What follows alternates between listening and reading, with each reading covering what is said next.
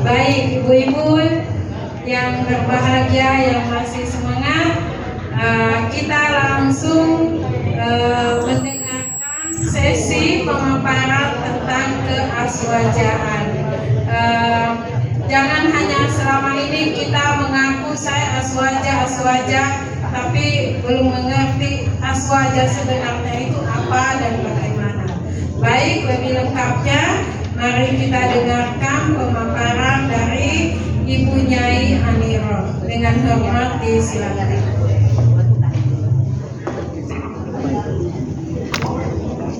Assalamualaikum warahmatullahi wabarakatuh. Alhamdulillah, nahmaduhu wa nasta'inuhu wa nastaghfiruh wa na'udzu billahi min syururi anfusina wa min sayyiati a'malina, may yahdihillahu fala mudilla lahu wa may yudlil fala hadiya lahu wa la haula wa la quwwata illa billah. Qala Allah ta'ala fi Qur'anil Karim, a'udzu billahi minasyaitonir rajim. Bismillahirrahmanirrahim.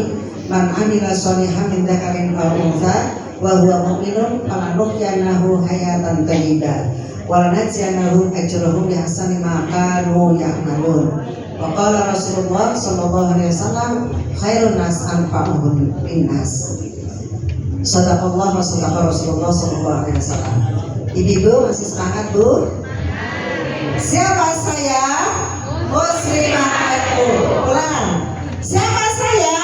Muslimah NU. Pancasila. Jaya. NKRI. Harga mati. Muslimah NU. Yes. Ya. Kalau udah yes, tepuk tangan biar semangat. Ya. Muslimah NU. Yes.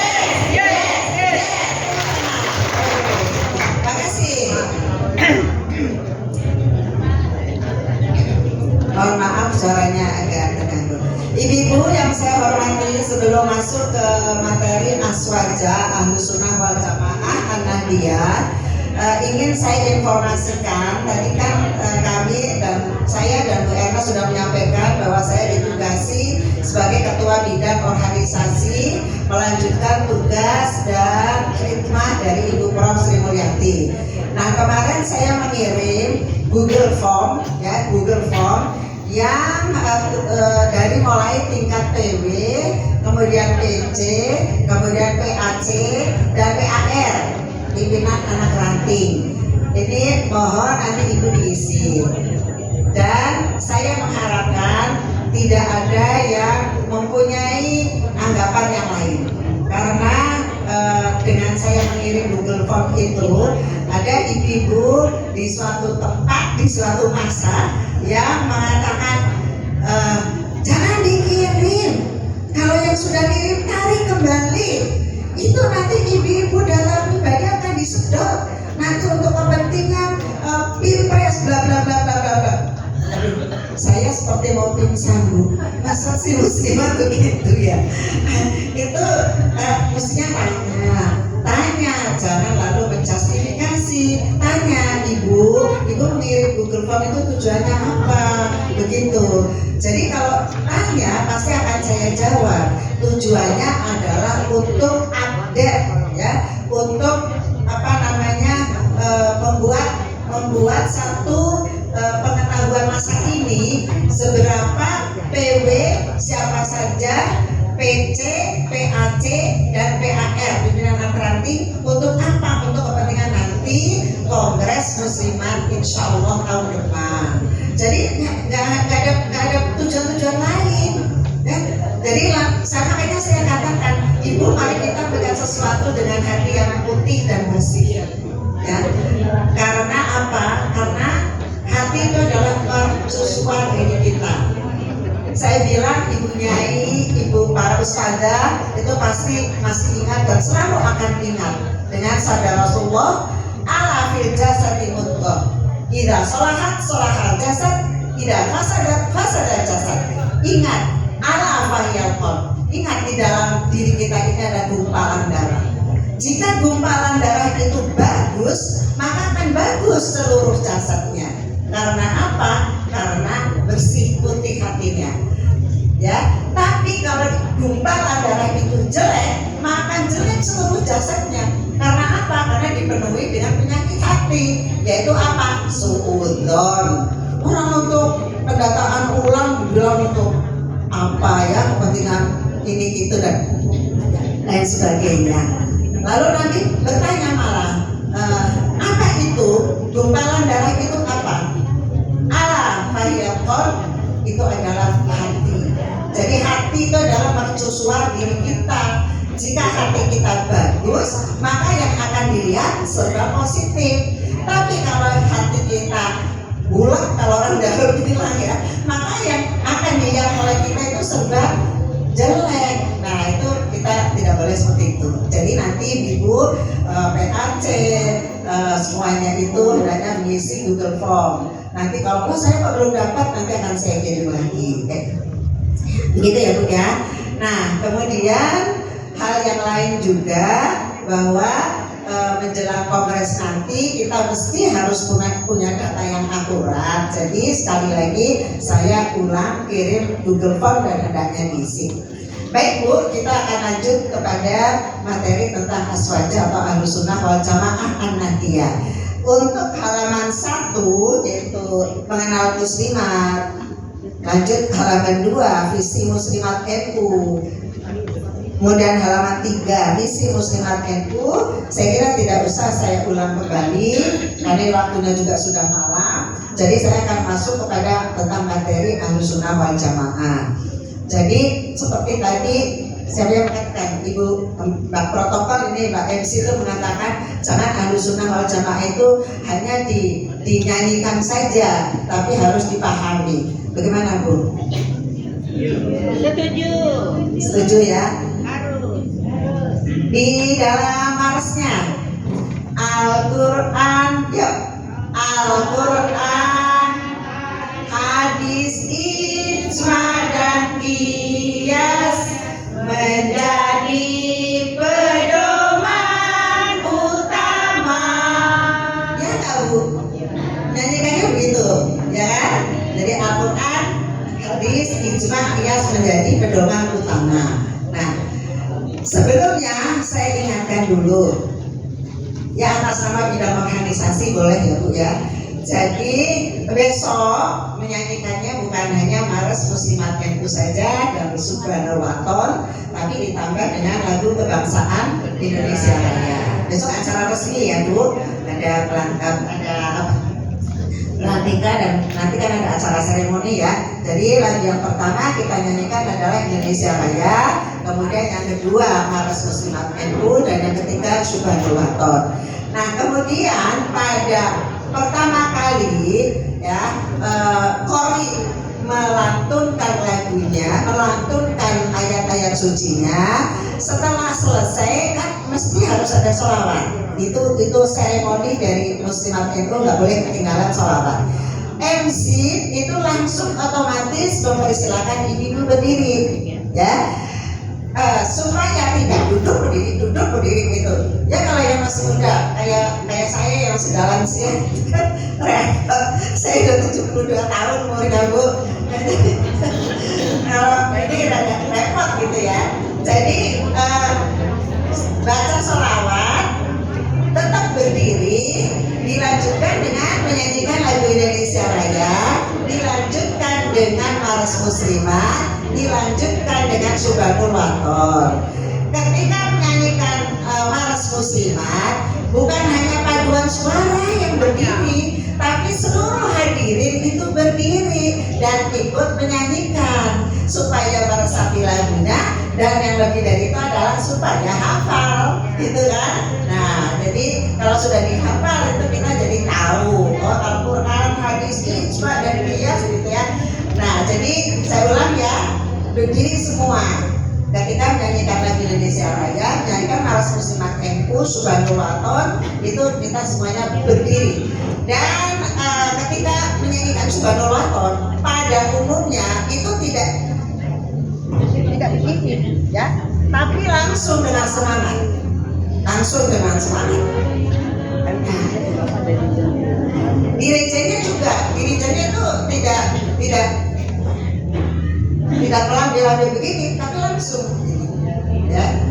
Nah, jadi itu Itu berapa? Yang kedua, Muslimat NU itu kalau mengawali acara tidak hanya dengan basmalah. Mari kita mulai acara dengan basmalah, bukan itu saja, tetapi dengan umul kitab Al-Fatihah. Nah, ketika mengakhiri nanti lihat poin, ya, pedoman organisasi anggota muslimah. Nanti dilihat. Ketika mengakhiri tidak hamdalah saja, ya, tetapi membaca suratul Asr, wal 'asri innal insana lafi khusrin illa alladziina aamanu wa 'amilus sholihati wa tawassaw bil haqq wa tawassaw bis sabr. Ingat ya Bu ya. Jadi nanti kalau apa yang saya ucapkan itu tidak pas, coba lihat di bawah. Itu ada peraturan cara acara gitu ya. Baik Bu, jadi Ahlussunnah wal Jamaah itu asal ya. Ahlussunnah wal Jamaah itu berasal dari akar kata ahlun.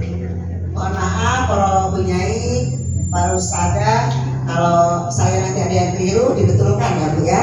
Jadi ahlun itu artinya keluarga, itu saja. Kemudian sunnah itu apa atau sesuatu yang dilakukan oleh Nabi. Apa yang dilakukan oleh Nabi itu ada tiga yang disepakati itu ada tiga. Ada satu yang sudah dikatakan oleh Nabi tapi belum sempat dilakukan, beliau sudah wafat ya. Yang pertama sunnah qauliyah, yang kedua sunnah takririyah, dan yang ketiga sunnah fi'liyah. Dan yang belum dilakukan namanya sunnah hamniyah, hamun, cita-cita. Jadi misalnya begini, ada sahabat yang bertanya pada Nabi, wahai Nabi, bukannya tanggal 10 Muharram itu adalah harinya orang Yahudi, kenapa kita puasa? Nah, lalu Nabi menjawab, nggak pakai oke ya, kan saya. Ya, nanti tahun depan kita akan puasa di tanggal 9 gitu. Tapi beliau belum sempat mengerjakan, sahabat juga belum sempat mengerjakan, beliau wafat ya. Nah itu sunnah. Nanti detailnya insya Allah kita akan kupas juga contoh-contohnya. Nah kemudian jamaah itu artinya apa yang telah disepakati oleh para sahabat Rasulullah pada masa Khulafaur Rasyidin, yaitu pada masa sahabat Abu Bakar, Umar, Utsman dan Ali. Nah itu jadi jamaah apa yang disepakati, apa saja yang telah disepakati oleh Nabi atau oleh Rasulullah dan para sahabat. Oleh karena itu Ahlussunnah wal Jamaah adalah golongan yang mengikuti Nabi dan para sahabat-sahabatnya. Bahkan sahabat-sahabat itu ada tobakoh-tobakohnya, ada tingkatan lagi, bukan tingkatan kualitas, tingkatan masa. Ada sahabat Khulafaur Rasyidin, tabi'in, ada khulafa salaf, ada khulafa khalaf. Nah, itu tingkatan sahabat Nabi sampai kepada kita ini para ulama. Ya, jadi itu saya ulang bahwa jamaah itu artinya orang-orang yang mengikuti ajaran Nabi dan juga para sahabat-sahabat Nabi yang Khulafaur Rasyidin, yaitu Abu Bakar, Umar, Utsman dan Ali. Nah kemudian secara istilahi makna sunnah secara kebahasaan lughawi ya, bukan istilahi lughawi, itu artinya jejak dan langkah secara bahasa gitu. Tetapi secara syar'i atau istilahi, Ahlussunnah itu sama dengan yang tadi saya katakan, adalah jejak yang diridhoi oleh Allah, menjadi pijakan dalam agama dan telah ditempuh oleh Rasulullah atau orang yang menjadi panutan dalam agama seperti sahabat. Sama saja, kesimpulannya adalah orang-orang yang mengikuti jejak Rasulullah dan para sahabat Nabi. Nah sekarang makna jamaah itu apa? Jamaah itu artinya menjaga kekompakan, kebersamaan, kerukunan, dan tidak berpecah belah ataupun bercerai-berai ya. Nah jadi makanya insya Allah orang-orang NU dari dulu sampai sekarang itu tidak ada yang radikal, tidak ada yang punya jiwa pemberontak. Yang dia punya adalah jiwa damai. Apakah pernah terdengar misalnya orang NU jadi teroris? Insya Allah nggak ada.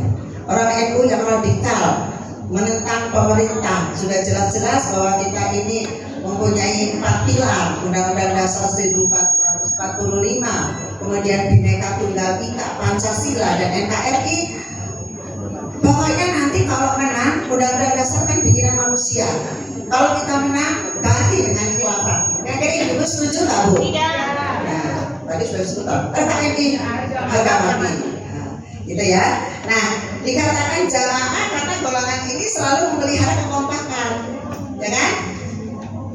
Kita ini menjadi anggota muslimah bukan sehalnya ketika masih hidup, tetapi sudah wafat pun kita tetap menjalin persaudaraan. Dengan apa? Ibu-ibu, mari kita membacakan suratul Fatihah untuk ibu-ibu yang telah mendahului kita, anggota muslimat yang telah mendahului kita. Ya nggak, Bu? Selalu kan begitu. Itu menunjukkan bahwa persahabatan di muslimat NU dari mulai hidup sampai meninggal. Tapi persahabatan di dalam politik kalau sudah menjabat yang sudah baik deh dilupakan, ya. Jadi berbahagialah, beruntunglah ibu-ibu bergabung di dalam Muslimat Nahdlatul Ulama. Nah, orang Ahlussunnah wal Jamaah meskipun perbedaan pandangan atau terjadi perbedaan pandangan, tetapi mereka atau perbedaan tersebut tidak melahirkan sikap yang saling membid'ahkan, tidak menjustifikasi, memfasikkan atau mengkafir-kafirkan, itu tidak, ya. Inilah ciri khas dari Ahlussunnah wal Jamaah. Tetapi ada sebagian yang menjustifikasi atau memberi stempel kepada kita, tahlilan itu bid'ah, ya kan? Kemudian membaca jebat janji seperti tadi, katanya lagi jadab itu fly gitu ya, intinya nggak boleh, itu masukan setan. Astagfirullahaladzim, bisa loh begitu ya, Bu ya. Itu tapi bukan Ahlussunnah wal Jamaah. Nama Ahlussunnah wal Jamaah berdasarkan hadis Nabi, fa innahu may ya'ish minkum fasayarah tilafan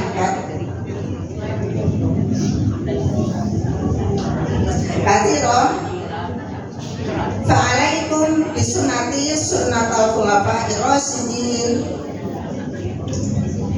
al-mahdin min ba'di.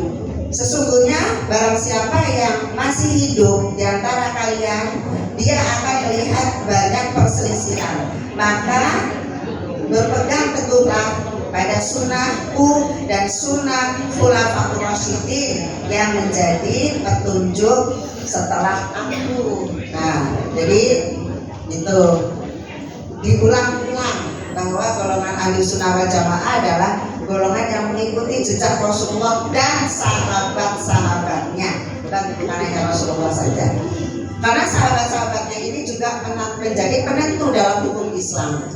Sahabat-sahabat Nabi, mereka adalah yang menghimpun wahyu-wahyu yang diucapkan oleh Nabi setelah Nabi mendapatkan wahyu dari Allah Subhanahu wa taala melalui malaikat Jibril, dibacakan oleh Nabi, didengarkan oleh para sahabat beliau, ditulis awalnya itu di dalam pelepah-pelepah kurma awalnya, ya.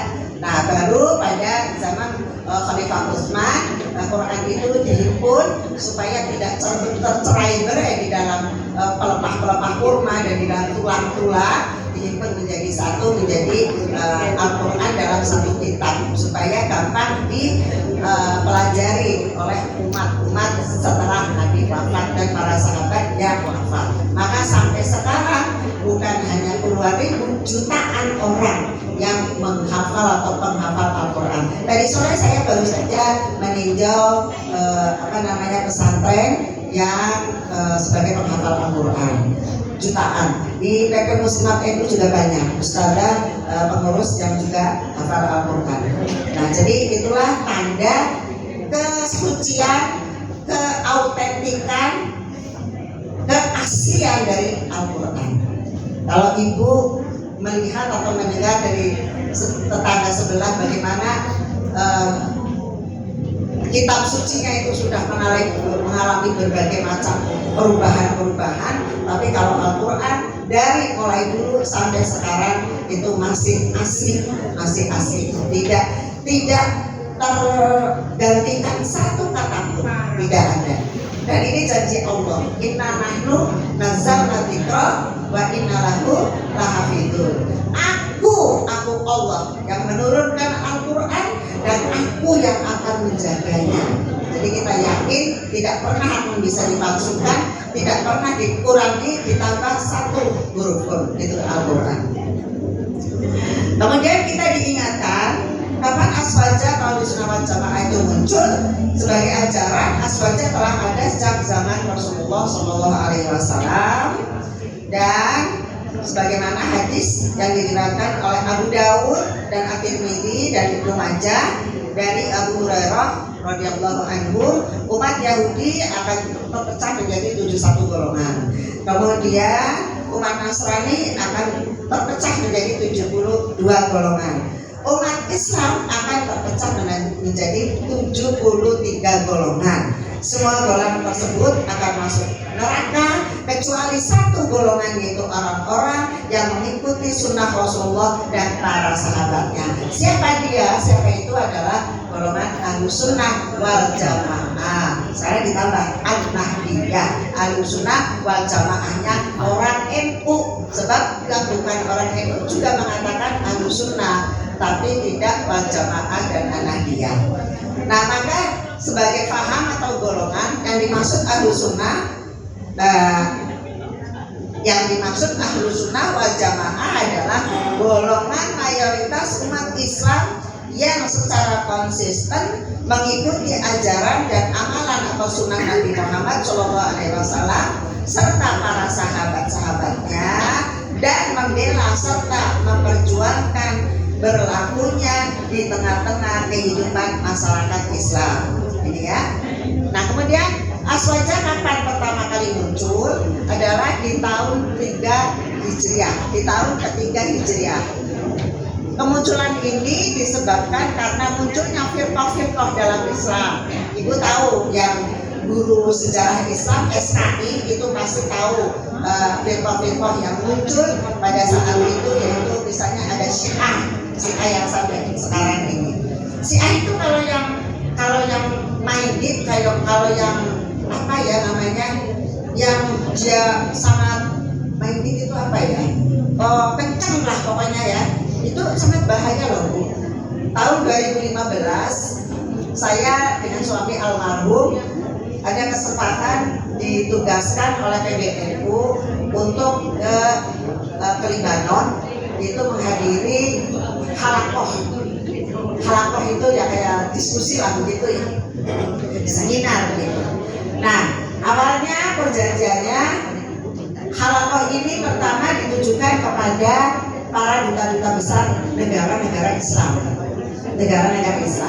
Yang kedua ditujukan kepada golongan Syiah atau biasa menyebut mereka Ahlul Bait, dan juga golongan Sunni. Jadi di Libanon itu ada dua golongannya Syiah dan Sunni. Agamanya hanya ada dua, Islam dan Kristen. Tetapi 2 tahun pemilu, memilih pemimpin itu tidak bisa-bisa. Bayangkan ya. Karena apa? Ya eker-ekeran itu ya pokoknya berantem terus lah gitu. Nah, kemudian ada golongan Khawarij ya, yang radikal lah istilahnya. Kemudian Mu'tazilah, kemudian ada Qadariyah, ada Jabariyah. Jabariyah ini golongan yang pokoknya kita nggak perlu ngapa-ngapa. Kalau kita mau ditakdirkan kaya ya kaya, ya begitu. Pokoknya kita nggak usah usaha apa-apa. Jalan di tengah jalan juga nggak apa-apa. Kalau memang tidak ditakdirkan mati ya nggak mati, nggak ada yang nabrak mobil gitu. Nah, tapi kan kalau kita tidak begitu. Kita melakukan perbuatan dulu, ikhtiar dulu, selebihnya kita percaya kepada takdir. Kan gitu ya, Bu ya. Nah, kemudian tokoh-tokoh aswaja Aswaja. Kenapa disebutkan tokoh Aswaja? Karena golongan-golongan lain juga punya tokoh, tapi namanya bukan seperti ini. Kalau Aswaja di bidang teologi atau di bidang tauhid, itu imamnya adalah Imam Abu Hasan Al-Asy'ari dan Imam Abu Mansur Al-Maturidi. Di fikih itu Imam Abu Hanifah, Imam Maliki, Imam Syafi'i dan Imam Hambali. Tetapi kita di Indonesia mayoritas itu adalah Imam Syafi'i. Ya, kita penganut Imam Syafi'i. Yang antara lain laki perempuan yang bukan muhrim itu batal, gitu ya. Nah, kalau Imam Hanafi tidak batal. Yang penting tidak ada syahwat. Kalau ada syahwat baru batal. Tapi bagaimana kita tahu orang itu bersentuhan laki perempuan ada syahwat apa tidak? Kan susah ya Bu. Kecuali dalam hal-hal yang terpaksa dan darurat kita boleh. Misalnya dalam keadaan ibu tawaf, ya. Tawaf itu syaratnya terakhir suci dari hadas dan najis. Tetapi kalau terpaksa karena begitu kuyel-kuyelannya orang, walaupun itu sudah menjaga diri sekuat tenaga untuk tidak bersentuhan dengan laki-laki, tapi ternyata itu bersentuhan dengan laki-laki yang bukan muhrimnya. Ya kalau yang jadi pemandu kakaknya, adiknya laki-laki tidak masalah. Ini bukan muhrimnya. Kalau menurut Imam Hanafi tidak apa-apa, ya tidak batal. Maka dalam keadaan seperti itu kita boleh kalau mau mengambil mazhab Hanafi. Tapi kalau ibu mau wudhu ya lebih bagus lari dulu. Ada kan di situ tempat wudhu air zam-zam itu, ya. Wudhu air zam-zam jangan wudhu kayak kita di rumah sendiri secukupnya. Habis itu masuk lagi melanjutkan tawaf kurang berapa? Kurang 2 misalnya atau kurang 3 putaran. Gitu ya Bu. Nah kemudian di bidang tasawuf itu mengikuti Imam Junaid Al-Baghdadi dan juga Imam Al-Ghazali. Ya, Imam Al-Ghazali ahli tasawuf. Nah kemudian sekarang Nahdlatul Ulama itu sebagai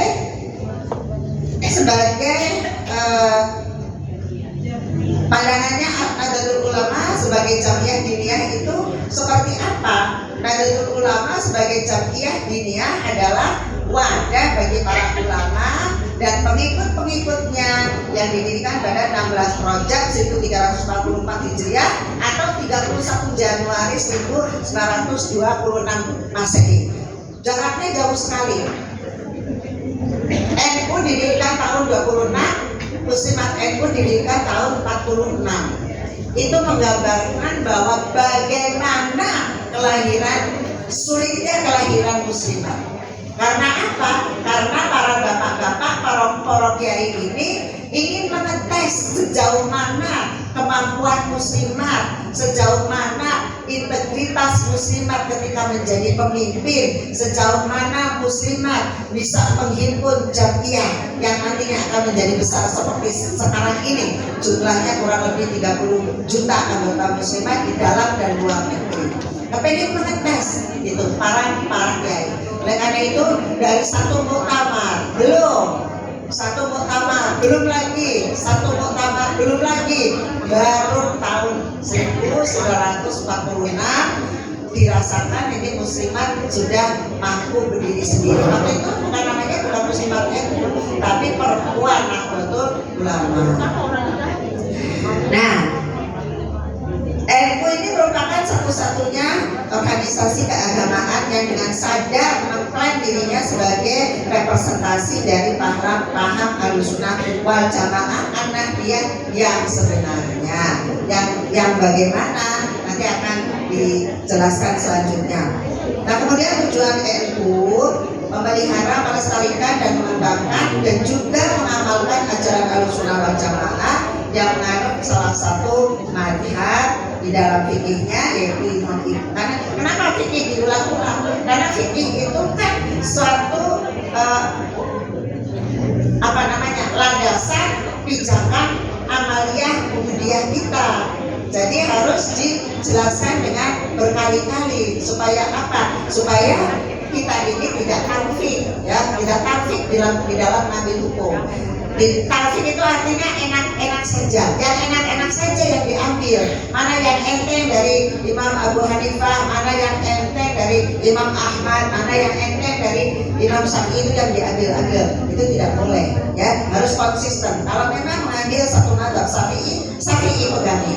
Jangan mengambil mazhab yang lain kecuali dalam keadaan terpaksa dan tidak bertentangan dengan syariah, ya.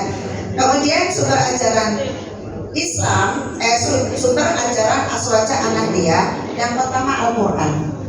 Ada yang bisa menjelaskan apa itu Quran? Quran itu dalam Quran, begitu Bu. Quran itu adalah kalam Allah, ya, firman Allah yang diturunkan kepada Nabi Muhammad melalui malaikat Jibril, ya, itulah namanya Al-Quran.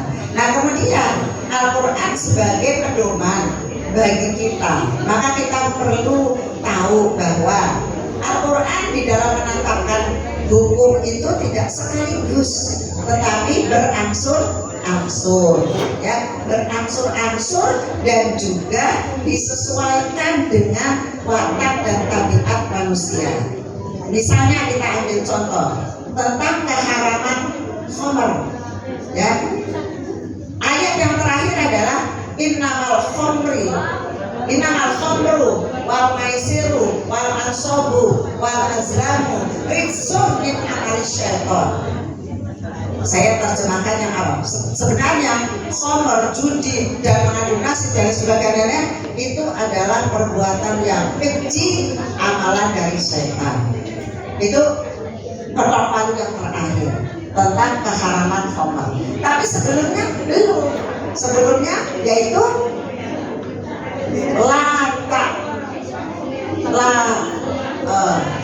la taqrabus sholata wa antum sukara hatta ta'lamu ma taqulun.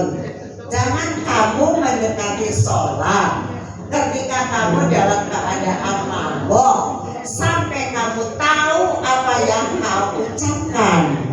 Jadi pertama kali begitu, tidak keras, karena orang Arab waktu itu suka mabok.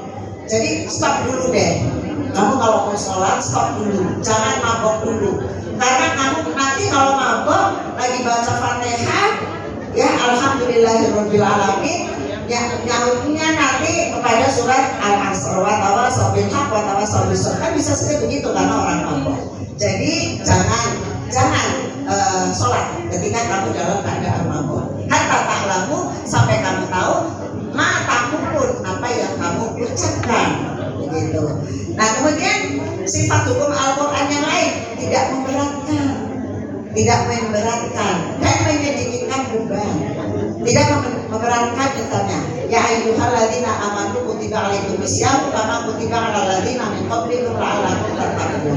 Ya, terus ada lagi ayat selanjutnya, yaitu kalau kamu dalam wa in kuntum ala safarin fa iddatum min ayyamin ukhra. Kalau kamu dalam keadaan safar, kamu boleh menggantikan puasa itu, artinya kamu tidak puasa dan menggantikannya di hari yang lain, di bulan yang lain. Itu kan keringanan. Terus kita kalau sholat kayak saya sekarang ini, kalau sampai 3 hari saya di sini masih diberi rukhsah. Rukhsah itu artinya keistimewaan, keringanan yang diberikan oleh Allah. Karena misalnya sibuk, harus ngisi materi dan sebagainya, boleh sholat duhur dengan asar, boleh dijamak dan diqosor. Maghrib dengan isya boleh dijamak, tapi maghribnya tidak boleh diqosor. Yang boleh diqosor itu isyanya. Nah, itu keringanan sifat antara sifat hukum Islam gitu. Kemudian hadis atau as-sunnah tadi sudah dikatakan, hadis yaitu apa yang diucapkan, apa yang menjadi ketetapan, dan apa yang menjadi keputusan dari Rasulullah atau Nabi Muhammad SAW.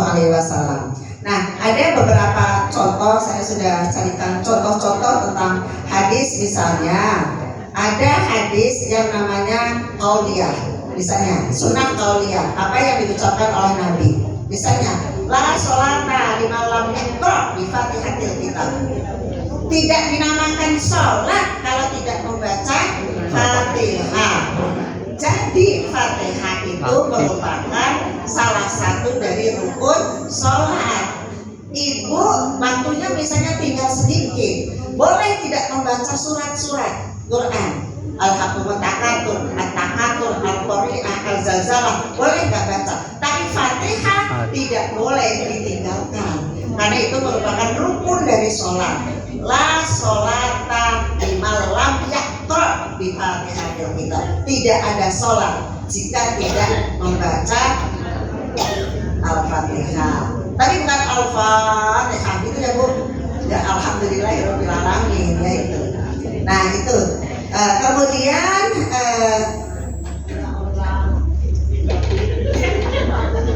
apa Bu? Ya, kemudian hadis misalnya tentang penentuan bulan Ramadan. Nabi ditanya, ya Rasulullah, kapan kita puasa dan kapan kita berbuka? Puasalah kamu ketika melihat hilal dan bukalah kamu ketika melihat hilal. Kalau tidak melihat hilal bagaimana? Istiqmal, sempurnakan. Jadi bagaimana puasa itu ya Rasulullah? Lalu Nabi menunjukkan kadang 30 hari, kadang 29 hari, gitu ya. Nah kemudian yang berkaitan dengan takriyah, ketetapan. Ini diceritakan ada 2 orang sahabat yang berjalan, safar maksudnya. Kemudian tidak ada air, sudah masuk waktu sholat. Maka 2 sahabat itu bertayamum, kemudian sholat. Gitu ya, tayamum, kemudian sholat. Setelah berjalan agak jauhan, nemu air, ada air. Maka sahabat yang satu, ayo ada air, kita sholat. Enggak usah, tadi kita sudah sholat. Kita tadi nggak ada air, sekarang ada air. Ayo sekarang kita sholat. Enggak usah, sudah cukup. Enggak kita mesti harus lebih sempurna. Sholatnya kalau ada air pakai wudhu gitu. Jadi yang satu karena masih ada waktu berwudhu pakai air ya. Pak wudhu, kemudian sholat, dan yang satu tayamum, tidak sholat lagi gitu, walaupun waktunya masih ada. Daripada kita ini menghukumi sendiri, ayo kita menghadap kepada Nabi. Lalu ada orang sahabat ini datang kepada Nabi, ya Rasulullah, saya diceritakan saya bla bla bla seperti tadi yang saya katakan. Apa jawaban Nabi? Kamu semuanya betul, kata Nabi. Kamu itu sudah mengikuti sunnahku. Kalau tidak ada air, tayamum ya tayamum. Nah, kamu pahalanya 2. Karena kamu sholat mengikuti sunnahku, dan karena ada air kamu berwudu, belum habis waktu kamu sholat lagi. Nah, gitu. Jadi dua-duanya tidak salah, itu ketetapan Nabi, gitu ya. Nah, yang berkaitan dengan fi'liyah, perbuatan Nabi, ya apa-apa yang dilakukan oleh Nabi, seperti contoh-contoh dari kehidupan keseharian Nabi. Kalau masuk WC, masuk dengan kaki kiri kan? Ya, keluar kanan. Kemudian kalau mau tidur, ya usahakan kepala ini di sebelah utara. Jadi kaki jangan ngejejak ngejejak kiblat, jangan ya. Tapi usahakan kepala di sebelah utara, kaki sebelah selatan. Kemudian tangannya dititipkan untuk pantalan di titik sambil berdoa, Allahumma aslamtu nafsi ilaika wa wajjahtu wajhiya ilaika wa fawwadtu amri ilaika robbatan ilaika amantu bi kitabika alladzi anzalta wa nabiyyika arsalta. Nah itu tidurnya nyenyak. Jangan mau tidur yang dilihat itu drakor Bu. Nanti tidur tertawa sendiri kalau drakornya membahagiakan, dan nangis sesenggukan kalau drakornya unhappy ending ya. Dan jangan berdoa ya. Kalau bisa ini Nah, terus wudhu, ya tidur sebelum tidur tuh wudhu gitu maksudnya. Nah itu Al-Quran ya Bu ya, apa sunnah. Sekarang ijma. Apa itu Bu ijma Bu? Ibu ada yang tahu Bu apa itu ijma? Ijma adalah kesepakatan para sahabat di dalam suatu masa terhadap suatu masalah. Ya, kesepakatan para sahabat dalam suatu waktu dalam suatu terhadap suatu masalah. Contoh satu saja Bu, ya apa namanya ijtihad atau istinbat hukum, hasil hukum yang dihasilkan dari ijma. Ibu kalau hari Jumat sholat Jumat tidak Bu? Itu menurut siapa? Menurut siapa? Ayatnya jelas dong di dalam surat Jumat. Idza nudiya, maaf ya. Idza nudiya lis-sholati min yaumil jumu'ati fas'au ila dzikrillah wa dzarul bai'. Hai manusia, apabila dikumandangkan, didengarkan, dipanggil untuk sholat Jumat, idza nudiya lis-sholati min yaumil jumu'ati fas'au ila dzikrillah. Cepat-cepat kamu mengingat kepada Allah. Artinya sholat Jumat. Wa dzarul bai', ya, tinggalkanlah jual beli. Itu Quran itu Bu. Artinya baik laki maupun perempuan aslinya itu punya kewajiban untuk sholat Jumat. Tetapi hukum Islam kadang ditimbang-timbang antara maslahat dan mafsadahnya. Kira-kira kalau ibu-ibu wajib sholat Jumat, kira-kira akan membawa maslahat atau membawa mafsadah? Pasti jauh banyak mafsadahnya. Karena apa?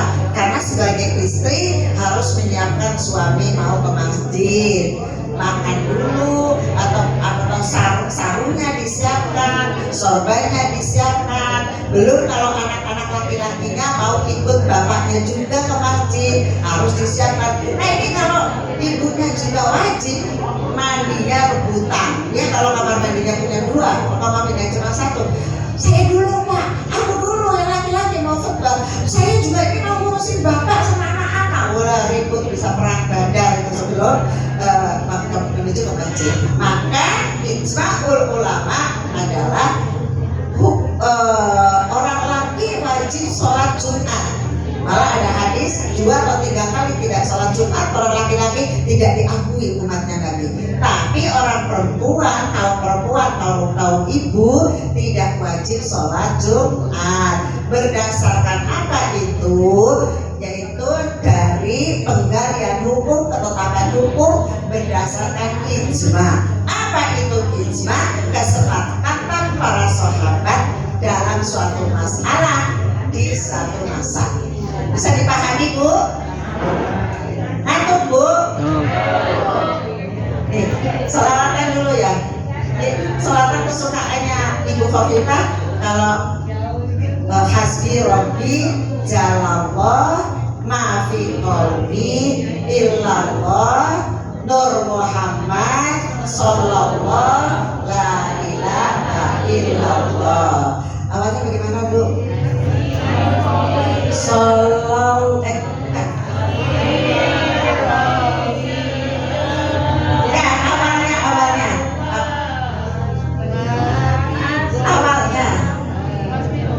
Sallallahu ala Muhammad Sallallahu alaihi wasallam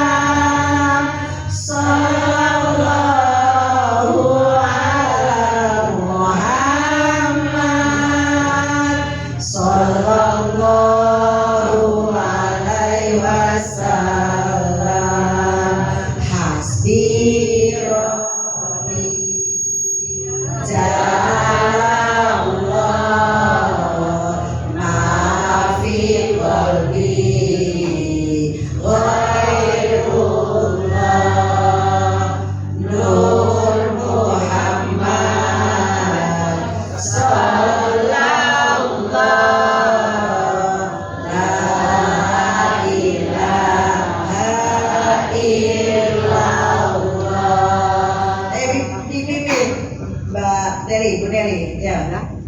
Sallallahu. Agak tinggi boleh suaranya.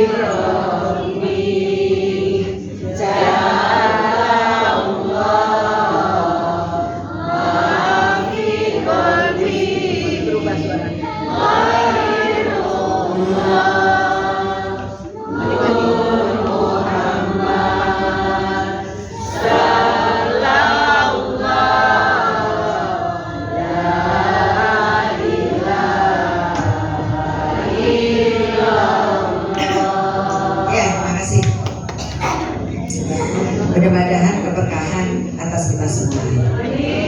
Sallu ala Nabi. Ya. Tinggal satu, Bu. Apa itu, Bu? Yes. Ulang lagi, Bu, saya tidak lupa. Al-Quran, hadis, ijma' dan qiyas menjadi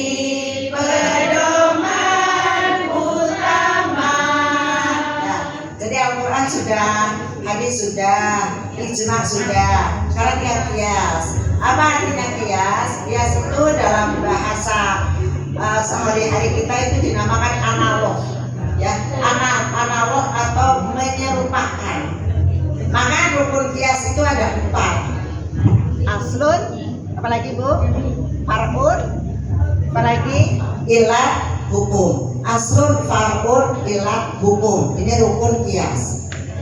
Saya ulang lagi, kias itu menganalogkan, menyerupakan. Definisinya, kias yaitu menetapkan sesuatu hukum yang belum ada ketetapan hukumnya karena adanya persamaan ilat. Ilat itu apa? Sebab. Lalu kemudian jatuhlah ketetapan hukum. Kita ambil contoh. Bu, Al-Quran bunyinya yang diharamkan itu innamal khamru, itu apa yang diharamkan? Ya, khamr bahasa Indonesianya apa? Minuman keras. Ada nggak ayat yang berbunyi innamal ganja wa ekstasi wa sabu-sabu wa inek? Ada nggak, Bu? Tapi ini haram apa enggak, Bu? Kata siapa?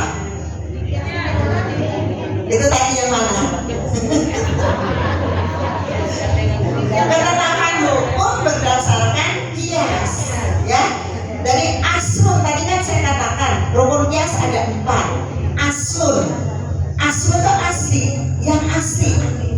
yang untuk cantolan, yang untuk diserupakan. Apa itu? Kalau di dalam hal ini yaitu khamr, minuman keras. Nah, yang kedua far'un. Far'un itu cabang. Cabang adalah hal yang datang kemudian. Apa itu tadi? Itu tadi ganja, sabu-sabu, inek, ekstasi, ma'akhwatuha dan saudara-saudaranya. Ya, ini tidak ada di dalam Al-Quran. Tapi antara khamr dengan tadi di inek, ganja, sabu-sabu dan sebagainya ada persamaan. Namanya ilatnya. Persamaannya apa? Sama-sama memabukkan, sama-sama menghilangkan akal. Maka hukumnya sama, ya, walaupun tidak disebutkan di dalam Al-Quran. Innamal ganja, kalau khamr udah jelas, wa inek, wa sabu-sabu, wa martini, wa martono gitu ya, brandy, whisky itu ya, tidak disebutkan di dalam Al-Quran karena adanya ilat yang sama-sama memabukkan, sama-sama menghilangkan akal, maka hukumnya menjadi sama, yaitu sama-sama haram. Bisa dipahami, Bu? Nah, jadi Ibu sekarang sudah paham tidak hanya menyanyikan Al-Quran, hadis, ijma dan qiyas menjadi pedoman utama, ya memang begitu. Jadi kalau ada orang yang ingkar sunnah, nggak usah kita ini ke sunnah-sunnah, back to basic. Kemana? Basic kita Al-Quran. Ya udah Al-Quran lagi. Oh kalau kata saya itu begini Bu. Karena hukum Al-Quran kan global, ya nggak Bu? Aqimus sholat wa atuz zakat. Kerjakanlah sholat, keluarkan zakat. Sholatnya kaifiat seperti apa? Zakatnya itu berapa persen? Untuk pertanian berapa? Untuk emas berapa? Untuk perdagangan berapa? Kan nggak ada keterangannya di dalam Al-Quran. Jadi kalau yang ingkar sunnah ya namanya orang-orang ingkar gitu ya. Nah kemudian Islam itu harus selalu up to date, bisa menjawab tantangan zaman. Bayangkan kalau tidak ada qiyas, kacau umat Islam. Mereka ngaku Islam tapi minum-minum. Mereka Islam tapi mengisap ganja. Tetapi dengan kita ini Ahlussunnah wal Jamaah percaya istinbat hukum atau penetapan hukum berdasarkan ijma dan qiyas, maka tidak ada masalah yang tidak bisa diselesaikan. Ya. Nah kemudian kita masuk saja langsung kepada apa yang menjadi pedoman kita atau yang menjadi yang menjadi karakteristik dari aswaja. Karakteristik itu apa sih artinya? Ciri khas yang khas sekali ya, bahwa kita ini sebagai golongan Ahlussunnah wal Jamaah harus mempunyai sikap tawasud. Tawasud itu artinya sikap tengah-tengah ya, tidak ke kanan atau ke kiri tapi di tengah-tengah ya. Kemudian dalam hal menyikapi segala sesuatu itu harus seimbang, artinya tawazun. Kemudian iktidal atau tegak lurus atau bersikap adil adalah kita bahas amar ma'ruf nahi mungkar. Sebagai orang Ahlussunnah wal Jamaah, ketika ada kemungkaran maka hendaknya dia bisa menyikapi itu ya, bil mau'izatil hasanah tentu saja. Maka prinsip aswaja di dalam akidah adanya keseimbangan dalam penggunaan dalil akli dan dalil nakli. Akli itu nakli itu Al-Quran atau dalil-dalil qat'i Al-Quran dan hadis, dan akli itu adalah akal. Penggunaannya harus seimbang. Memurnikan akidah dari pengaruh dalam Islam. Tidak gampang menilai salah satu golongan menjatuhkan dengan kata-kata tafsir syirik, bid'ah dan juga apalagi kafir. Nggak boleh mengkafir-kafirkan orang. Nah kemudian di bidang syariah berpegang teguh pada Al-Quran, hadis dengan menggunakan metode yang dapat dipertanggungjawabkan secara ilmiah. Akal baru dapat digunakan pada masalah yang tidak ada nas yang jelas seperti tadi itu ya, seperti sabu-sabu, eksklusi dan sebagainya. Kemudian dapat menerima perbedaan pendapat dalam menilai masalah yang memiliki dalil yang multi interpretatif atau bisa ditafsirkan ke sana kemari. Nah itu nanti di dalam pelajaran usul fikih misalnya ada ayat Al-Quran yang mengatakan yadullahi fi yadu aidihim, tangan Allah di atas tangan hamba-hambanya. Tangan Allah itu tangan seperti apa? Apakah tangan seperti ini nih? Ada yang merasanya Allah punya tangan. Ya udah, pokoknya titik punya tangan. Tapi kalau bagi kita yang dimaksud tangan itu adalah kekuasaan. Tangan Allah, kekuasaan Allah di atas kekuasaan manusia. Tadi sepanjang di sini kita jalan dengan Buddha kita, jadi tanya bagaimana dulu ada peristiwa di Palu ini.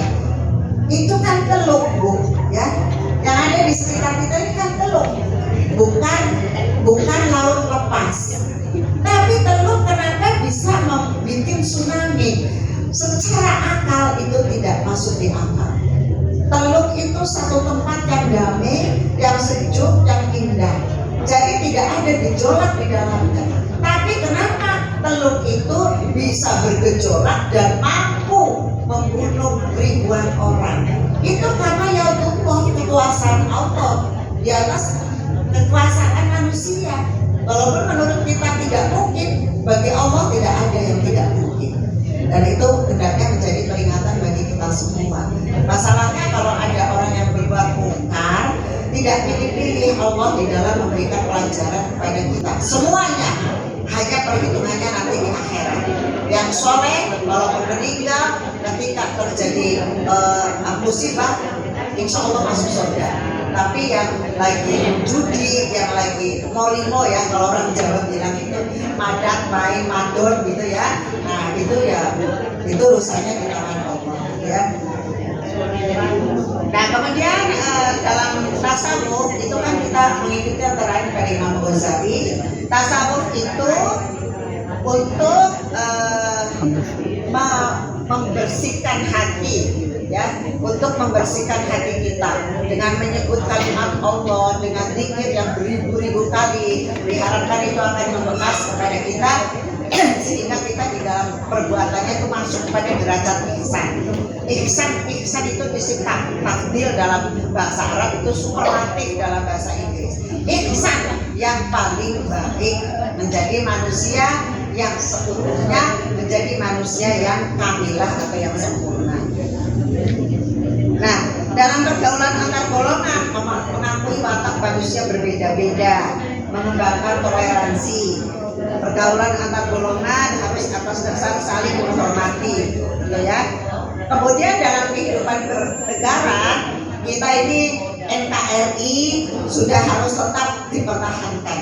Jadi ibu-ibu, kalau ada video yang mengatakan begini, pokoknya sekarang menang dulu, undang-undang itu bikinan manusia.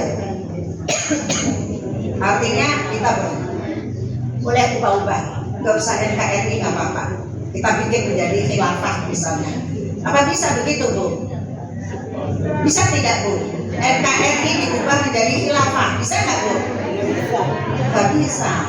Itu sudah kesepakatan bangsa negara Indonesia, seluruh rakyat Indonesia, nggak bisa. Jadi jangan terprovokasi dengan kalau menang nanti undang-undang dasar 45 diubah, itu tidak bisa. Sudah merupakan suatu kesepakatan bersama. Jadi ibu semuanya, ada dari segi kebudayaan harus ditempatkan pada kedudukan yang wajar. Tidak semua budaya yang dari luar kita terima, tapi harus kita pilah-pilah dan kita pilih-pilih. Yang bertentangan dengan Islam jangan diikuti. Yang bagus kita ikuti. Misalnya kebudayaan Arab mengumandangkan sholawat apa ya dengan irama seperti tadi ini, hadrah kayak begini, silakan. Itu tapi yang pakai shot, pakai you can see gitu ya, jangan. Ibu-ibu muda sekarang ini ya sering pakai legging yang ketat sekali sehingga sampai belahan pantatnya kelihatan gitu ya. Nah itu bentuknya juga nampak. Nah itu jangan, Bu ya. Nah kemudian dalam berdakwah, orang Ahlussunnah wal Jamaah, dakwah itu bukan untuk menghukum atau memberikan vonis bersalah. Dakwah harus dilakukan dengan tujuan dan sasaran yang jelas. Jadi kalau dakwah itu mengajak tapi jangan mengejek, ya, mengajak jangan mengejek, gitu. Husnudon jangan suudon, gitu ya. Nah itu cara dakwah kita orang Ahlussunnah wal Jamaah. Nah sikap kemasyarakatan ini tadi sudah dijelaskan, ada tasamuh, ada tawazun, ada etidal, ada amar ma'ruf nahi munkar ya. Jadi tasamuh tadi sudah disampaikan adalah memberikan tempat dan kesempatan yang sama pada siapapun tanpa memandang dan membedakan latar belakang apapun.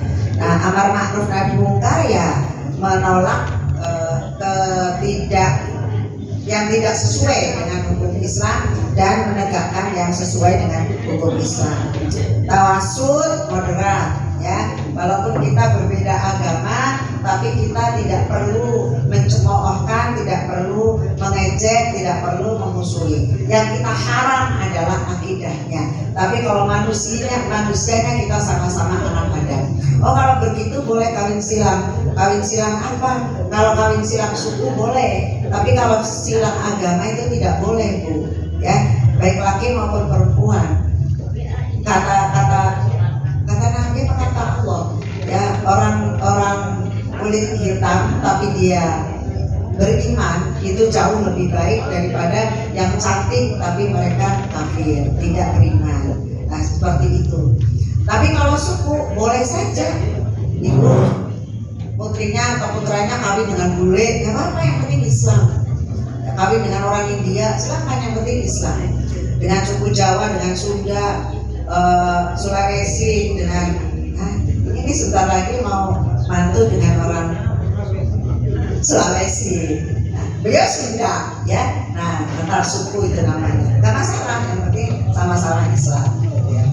Nah, dalam sikap kebangsaan Nahdlatul Ulama menyatukan diri dengan perjuangan nasional bangsa Indonesia. Nah, jadi itulah kira-kira Bu, apa yang perlu disampaikan, yang sifat yang ada prinsip-prinsipnya. Yang terakhir ada yang namanya al-mabani al-khamsah. Apa itu? Yaitu prinsip-prinsip dasar dalam kehidupan kita yang untuk diri kita secara pribadi. Yaitu yang pertama asidku. Asidku itu benar, kalau secara bahasa asidku itu artinya betul, benar. Tapi dalam hal ini diartikan seseorang yang memiliki integritas dan kejujuran. Yang kedua, al-amanah, orang yang dapat dipercaya. Itu menjadi ketua, menjadi pengurus harus bisa dipercaya. Kalau itu sudah kan saya kira cabang-cabang juga sudah ikrar, sudah membacakan ikrar sebagai pengurus. Nah, itu harus apa? Karena apa? Hadis Nabi mengatakan kullukum ra'in wa kullukum mas'ulun an ra'iyatihi.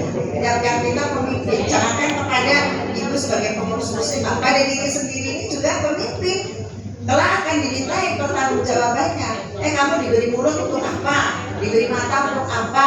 Diberi telinga untuk apa? Diberi kaki untuk apa? Semuanya harus dipertanggungjawabkan di hadapan Allah, karena kita sebagai pemimpin pada diri kita sendiri. Yauma la tamliku nafsun li nafsin syai'a fal amru yauma idzin lillah. Kelak ketika di yaumul hisab tidak ada seorang ibu menanggung dosa anaknya, anak menanggung dosa ibunya, suami menanggung dosa istri menanggung, dan nafsun min nafsin syai'a, masing-masing.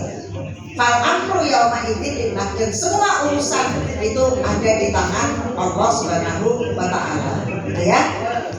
Nah, kemudian adalah itu adil.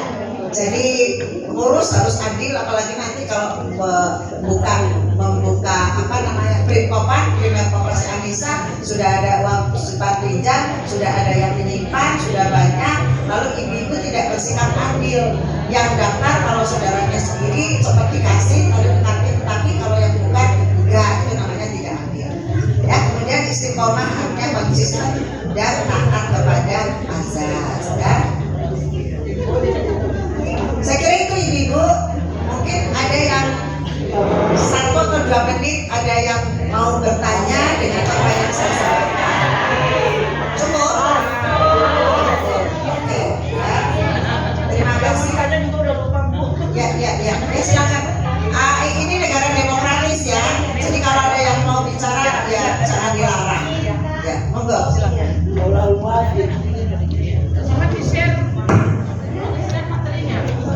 Assalamualaikum warahmatullahi wabarakatuh. Sudah ada di panitia Bu, kemuslimatan maupun aswaja sudah ada. Kebetulan Ibu, yang saya mau berikan saran adalah tolong materinya di-share, karena untuk kepentingan kita dalam penghadiran di PC masing-masing. Terima kasih. Ya, ibu yang lain setuju Bu? Ya, terima kasih. Ya.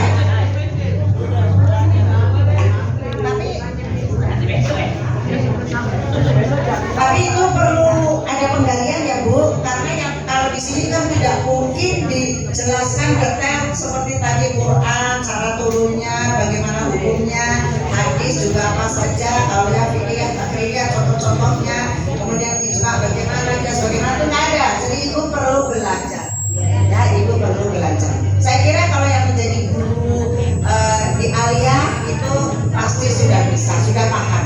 Karena saya juga guru 32 tahun menjadi guru dan jadi kepala sekolah. Saya kira paham semua. Ya saya kira itu. Saya di pensiunan pegawai negeri guru agama yang ditugaskan oleh Kementerian Agama oleh kakak depan jadi kepala sekolah di sekolah madrasah swasta Bu, selama 35 tahun di sekolah swasta.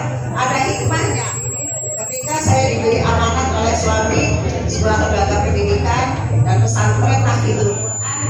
Semua ilmu-ilmu di dalam saya memimpin itu ternyata sekarang hikmahnya itu besar sekali, merasakan bagaimana menjadi